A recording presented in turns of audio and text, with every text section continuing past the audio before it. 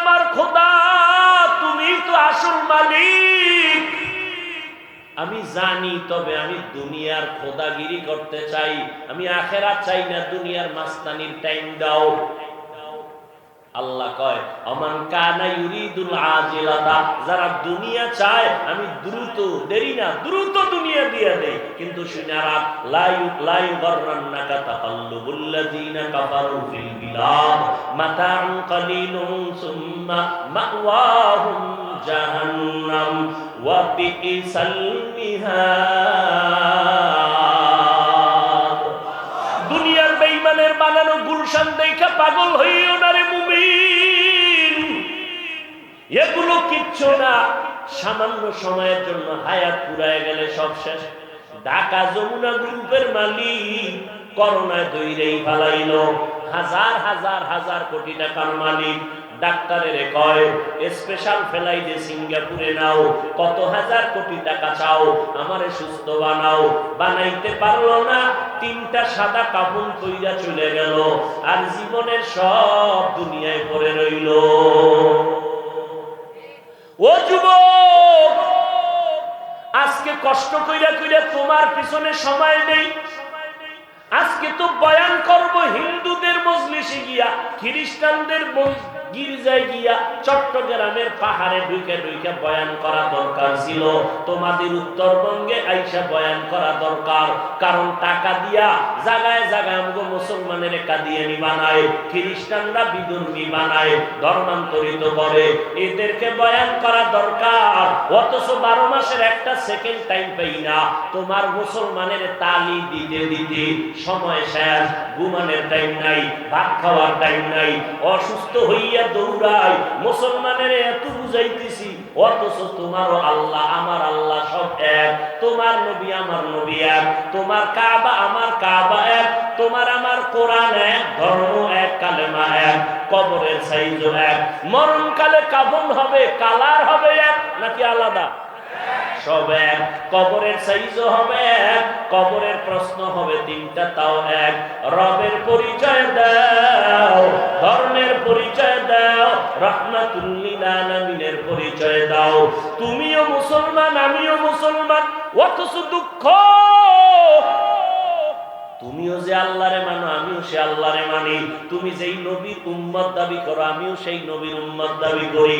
তুমি যেই কোরআনের অনুসরণ করো, আমিও সেই কোরআনের অনুসরণ করি। অথচ দুঃখ লাগে রে বাবা, আজকে আমি টুপি মাথায় না দিলে বড় লজ্জা লাগে, আর তুমি টুপি মাথায় দিতে লজ্জা লাগে। কেমন ভিআইপি মুসলমান তুমি! আমি আজকে দাড়ি না রাখলে লজ্জা লাগে, তুমি দাড়ি রাখতে লজ্জা লাগে। আমি মসজিদে না ঢুকলে লজ্জা পাই, তুমি মসজিদে ঢুকতে লজ্জা পাও। আমি পর্দা না করলে লজ্জা লাগে, আর তুমি পর্দা করতে গেলে লজ্জা লাগে। তুমি কেমন মুসলমান রে বাবা! একটু চিন্তা করো। তাবলীগওয়ালারা তোমার পিছনে সময় দেয়, পীর সাহেবরা তোমারে নিয়ে সময় দেয়। ও আল্লাহর বান্দারা, অথচ তুমি মরিয়া কবরে যাবা, আমার কবরে তুমি যাবা না। তোমার টাকায় আমরা চলি না, তোমার টাকায় আমরা চলি না, তোমার টাকার কিনা গোলাম আমরা না। এরপরও তোমার পেছনে যাই কেন? অথচ একটা ঘৃণাও তো আছে। আমি সাদা সিধা চলি, কিন্তু আমার জামা, আমার শরীর মোটামুটি পরিষ্কার, কিন্তু তোমার কাছে দাঁড়াইলে বিড়ির গন্ধ, গাঞ্জার গন্ধ, তোমার পোশাকের গন্ধ, তোমার শরীরের গন্ধ। তুমি ওযু করার টাইম পাও না, ফেরে সবার টাইম পাও না, বিড়ি টানতেছো, বাথরুমে গেলে পরিষ্কার ভালোভাবে হও না, প্রস্রাব করে পানি লও না, তোমার পাশে দাঁড়াইলে শুধু গন্ধ। এরপরেও আমরা আলেমরা তোমাদের দেখলে সালাম দেই, বুকে লাগাই।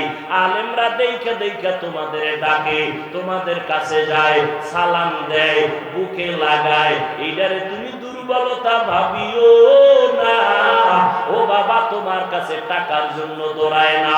আলেম ওলামারা তোমার পিছনে দিনরাত্র মেহনত করে টাকার জন্য না, বাড়ি গাড়ির জন্য না।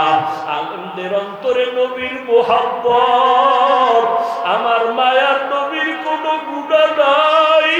আমার নবীর 63 বছর হায়াতে জীবনে একটা মিথ্যা কথা নবী বলেন নাই। কেমন মায়ার নবী আমার! যেই নবীর শরীরের মধ্যে মশা মাছি পর্যন্ত পড়ে না, হারাম। ওই নবীর মাথায় যেন সূর্যের গরম কষ্ট দিতে না পারে, মেঘের খণ্ড ছায়া দেয়। ওই নবীর চেহারা এত সুন্দর, একবার নজর করলে পেটের ক্ষুধা নিবারণ হয়ে যায়। ওই নবীর কোনো গুনাহ নাই রে যুবক। আমার মায়ার নবী দুনিয়াতে এসে একবার আব্বা বলিয়া ডাক দিতে পারেন নাই। 6 বছরে মা হারায়া নবী অসহায়, 8 বছরে দাদারে হারায়া নবী বড় অসহায়। চতুর্দিকে দুশ্মন, ঘরের ভেতরে দুশ্মন। আমার নবী তারপরও কালেমার দাওয়াত নিয়ে দাঁড়ে দাঁড়ে দৌড়ায়। তায়েফের ময়দানে হাজির। ওই তায়েফের কাফের বেঈমানের গোষ্ঠীরা আমার নবীর লেলায় দিল। বাচ্চাদের কয়, মক্কার পাগল আসছে, পাথর মেরে তাড়ায় দাও। কাফেরের বাচ্চারা পাথর নিয়া বৃষ্টির মতো নবীর শরীরে মারতেছে। মারতে মারতে এমন হালাত, রক্ত পড়িয়া নবীজির জুতা পর্যন্ত আটকায় গেল। আমার নবী কাঁদেন, আল্লাহ কয় জিবরাইল জলদি করে যাও। আমার নবীর কান্না সহ্য করার মতো না। তায়েফের জমিন উল্টাই ওদের ধ্বংস করে দাও। জিবরাইল আইয়া নবীরে কয়, নবী অর্ডার দেন। মায়ার নবী কাঁদে আর কয়, ভাই জিবরাইল, এদের তোমরা মারবা না। আমারে বরদোয়া করার জন্য আমার নবী পাঠায় নাই, আল্লাহ পাঠাইছেন আমাকে রহমতের নবী বানাইয়া। ওরা আমারে চিনে না, যদি চিনতো আমি মক্কার একটা এতিম সন্তান, আমার মা নাই, বাবাও নাই, আমি টাকার জন্য বাড়ির জন্য ওদের কাছে আসি নাই। ওরা বুঝে না, একদিন যদি বুঝে হেদায়েতের দরজায় চলে আসবে, দিনের বড় খেদমত হবে। আমি মুহাম্মদ দুনিয়াতে আসছি আদমের সন্তানগুলো আদর্শ মানুষ বানাবার জন্য। আমার মাওলা আদর্শ মানুষ বানাবার জন্য দিলেন নবীরে কোরআন।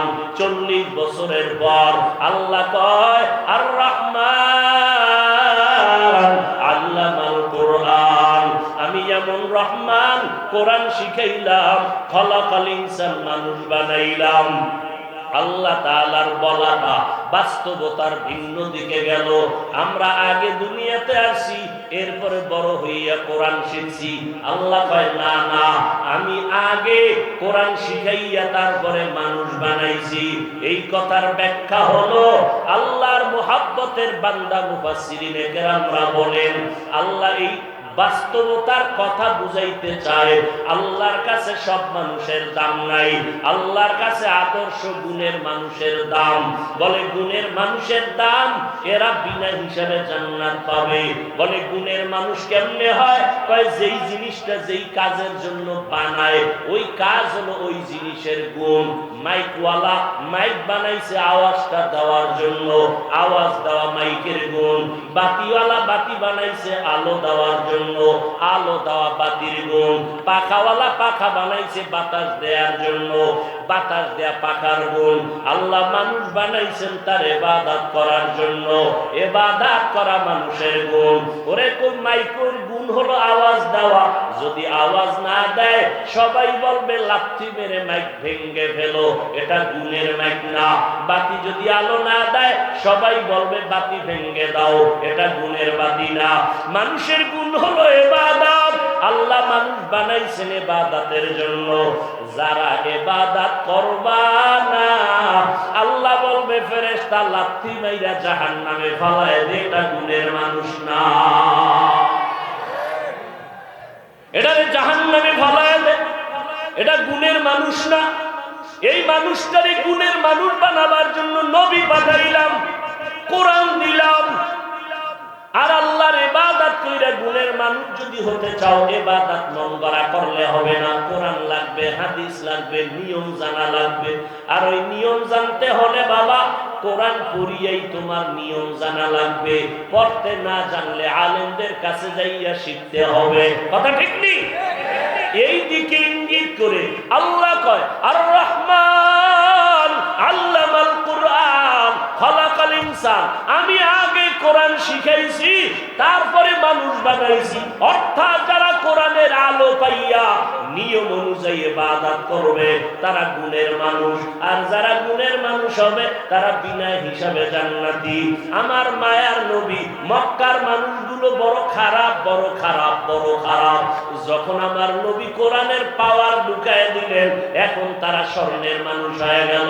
আল্লাহ কয় জিবরাইল আমার নবীর কাছে লিস্টি দিয়া বলো, এই 10 জনের নাম আছে লিস্টির ভিতরে, এদেরকে আমি আল্লাহ বিনা হিসাবে জান্নাতের ওয়াদা করলাম।